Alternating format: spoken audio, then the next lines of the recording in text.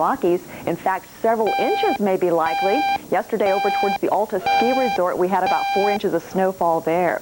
Meanwhile, cool rains across most of Montana and back over towards Casper and Lander, Wyoming. Temperature-wise, it's certainly been cooling down across most of the west. A significant cooling, too, across the heartland and the northeast, where temperatures yesterday averaging about 10 to 15 degrees cooler than normal. And again this morning, a time for a sweater or a jacket up around Chicago. Only 59 degrees there, 51 for you folks around Minneapolis. But down across the southeast, temperatures still relatively mild. It's 72 right now for Atlanta. Let's check out the forecast for the rest of your Tuesday. Here's Mark. Okay, and as we check on today's weather, well, it's going to be wet in the northeast as we'll have a nor'easter pushing its way up the Jersey Shore and parking itself off the New England coast. That will help to drive some cooler, drier air down to the south. As we take a look to the northeast, well, it'll be a wet day today, and do plan on nasty conditions in New York and in Boston as the rains and the winds will be on the increase. Here you can see the heaviest rain slated from eastern Pennsylvania right across to Massachusetts. Temperatures will be cool too. It's going to be a raw day, only in the 50s and the 60s, so not a day for golf, that's for sure. Down the south, scattered storms from the eastern Carolinas right down to the Gulf Coast here, but it should be a dry day today in Atlanta and Birmingham and over towards Jackson.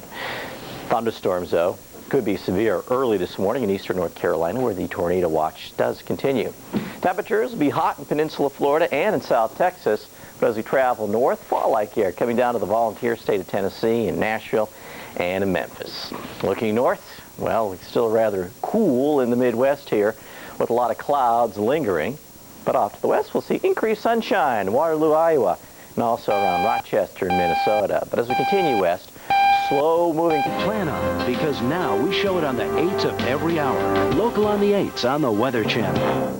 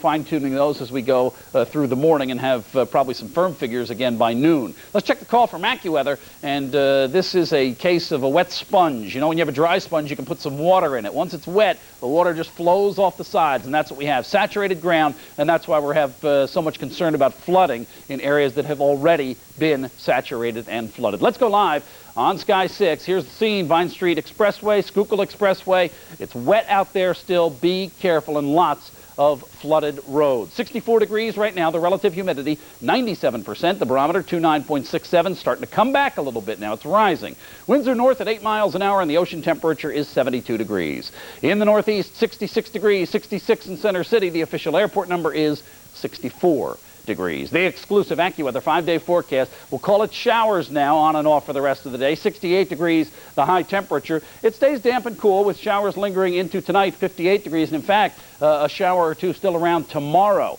Windy and cool otherwise, 68 degrees, some sunshine. And then sunshine and clouds for Thursday, 72 degrees, dry day. Friday looks great, sunny, breezy, 74 degrees, and Saturday looks terrific as well, sunshine and 76 degrees, the high temperature on Saturday. So for most folks, the worst is over. We still have the watch in effect for the area, and we'll keep you posted. Okay, thanks, David. 12 minutes after the hour now, and still to come on Action News. The commute is a mess. We'll go back live to Fairmount Park, and this is the scene. We're just off the West River Drive here at the Sweetbriar cutoff, and you can see the flooding. Traffic has to sort of stop and then slowly go through the pooled water on the side of the road, and this is just one of several areas that is flooded this morning. That part of the road, not too bad. Let's run it down for you. In Brooklawn, Camden County, flooding causing problems. Route 130 at the Brooklawn Circle. In Upper Dublin Township, Montgomery County, watch out for some flooding. This is Route 309 northbound, approaching the Pennsylvania Turnpike interchange at Fort Washington. In King of Prussia, we have an accident. It's at Warner Road and Route 202. No word on whether the wet weather caused this one or not. In Center City, it wasn't the weather. It's the gas main fire from yesterday. Detours still up around 19th and Walnut. And as a result of the detours, SEPTA is detouring the following bus routes, the 9, 17, 21, and 42. Good news, though, on the Schuylkill Expressway. Crews have now cleared a disabled vehicle. This was on the ramp from the expressway westbound to the Vine Street Expressway. But again, this one has been cleared. Okay. Little good news. All right. Checking sports, the Eagles have a full...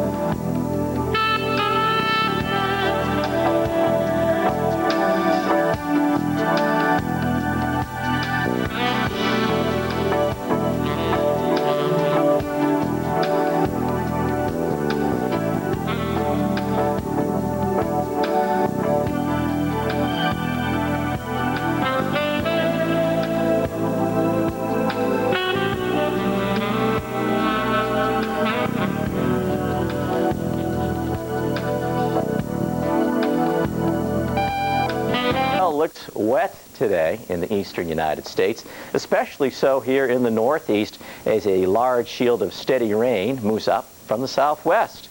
Down to the south, though, still the potential for some severe storms in eastern North Carolina, and a tornado watch does continue in eastern North Carolina until 8 a.m. Eastern Daylight Time. As you can see on the radar, there are scattered thunderstorms in eastern North Carolina and in eastern Virginia, while to the south, dry air has moved into Atlanta and Birmingham. And we'll be developing here, let's call it Nor'easter Adam. So this will be Adam developing here off the East Coast. And our ingredients are in place as we have cool, raw Canadian high pressure up to the north here. As our low pressure develops along the coast, very moist air gets pulled into southern New England.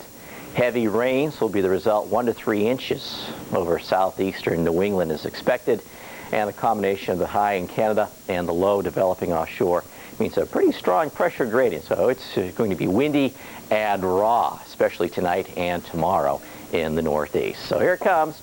Cool Canadian high pressure developing low pressure, and the end result, rainy and raw for New England. Showers and cool conditions continue in Pennsylvania and West Virginia. To the south, scattered thunderstorms will be found along and ahead of this front, but behind it, some delightful air from Wisconsin southward down to Tennessee and Alabama. To the west, this front will be a very slow mover, just inching its way out towards the plains. The reason why it really can't move is because everything's all blocked up in the atmosphere. There's a big traffic jam developing upper low with our nor'easter. High pressure sitting here in Canada and a big low in the west. So as our front tries to move east, it really has nowhere to go.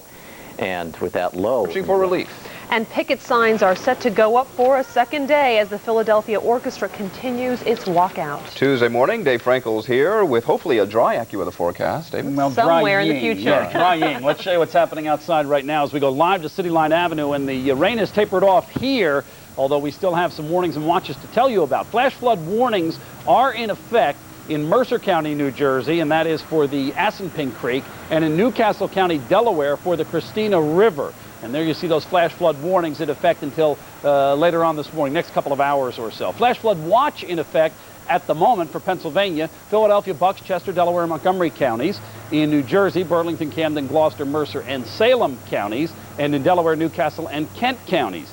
Right now what we have is just light rain falling at the airport with a temperature of 64 degrees. Still picking up some heavy showers in New Jersey at the moment, but those two will taper off. So the forecast calls for showers. It will be a cool day with a high temperature of only 68 degrees, some 10 degrees below normal. And by tonight, just damp and cool, still some leftover showers. Could see a thunderstorm today. 58 degrees is the overnight low tonight, so we'll see some slow improvement over the next few hours. Show you on Action Radar where all this is in a few minutes. All right, thank you. And as David mentioned, the Delaware Valley is soaked, but the rain is tapering off. Some people are not taking any chances, however. The Action Cam found one Glenside merchant who decided placing a few sandbags near the door might be enough to keep the water at bay. Other folks are not so cautious this morning. Drivers along Route 309 northbound here in Upper Dublin took their chances as they hit a puddle at speeds of 55 miles an hour or more. And this is not a tactic that police recommend. In fact, they are urging caution this morning, even if the rain holds off. Meantime, a federal and state disaster recovery center is set to open today in Roslyn to accept applications for disaster funds. The center has been set up at the Faith Community Church on Easton Road. Officials will begin to accept applications for low-interest loans from flood victims beginning at 3 this afternoon. Then starting tomorrow, the center will be open from 9 a.m. until 7 p.m. daily. Traffic restrictions are in place near what was a fiery gas main break in Center City yesterday. A 20-inch gas main here in the 1900 block of Walnut Street was punctured by a construction crew, and the result was flames shooting into the air. The surrounding area was evacuated. Nearby, the historic Church of the Holy Trinity sustained about $200,000 worth of damage, and some of the Tiffany stained glass windows may have been ruined. There are still detours at 19th and Walnut, and SEPTA is rerouting the number 9, 17, 21, and 42 buses. Well, the picketing is expected to resume at 7 this morning as the Philadelphia Orchestra strike enters its second day.